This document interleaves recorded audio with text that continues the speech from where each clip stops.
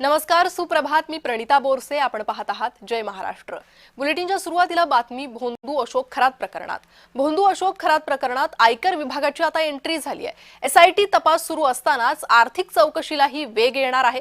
खरातच्या मालमत्ता आणि कोट्यावधींच्या व्यवहारांची तपासणी होणार आहे. देणगीदार, भागीदार आणि आर्थिक मदत करणारे रडारवर असतील. ग्राहकांकडून घेतलेल्या फीच्या पावत्यांवरही तपास होणार आहे. उत्पन्नाचे स्रोत आणि आयकर विवरणपत्रांची पडताळणी होणार आहे. बँक व्यवहार आणि रोख रकमेच्या हालचालींची चौकशी होईल. खरातच्या आर्थिक जाळ्याचा मोठा खुलासा होण्याची शक्यता आहे.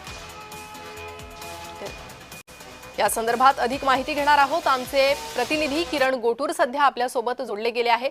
किरण, खरातच्या मालमत्ता आहे आणि त्यांच्यावर आता टाच पडणार आहे अशी माहिती समोर येते. काय अधिक माहिती? आयकर विभागाची चौकशी सुरू झाली आहे का?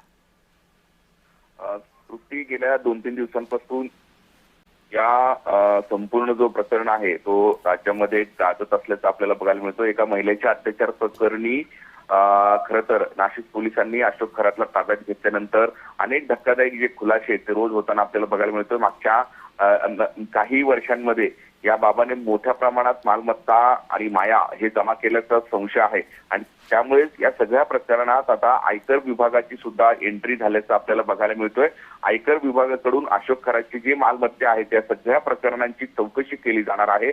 आयकर विभागाला दिलेले एकूणच जे डॉक्युमेंट्स आहेत किंवा असलेली मालमत्ता या सगळ्या संदर्भात आयकर विभाग आता चौकशी करणार आहे. कारण नाशिक, शिर्डी, अहिल्यानगर इथे मोठ्या प्रमाणात जमिनी ज्या आहेत त्या अशोक खरातच्या आहेत अशा पद्धतीचं एक अंदाज आहे. त्याच पद्धतीने अनेक ठिकाणी इतर लोकांसोबत सुद्धा आर्थिक व्यवहार झालेला आहे.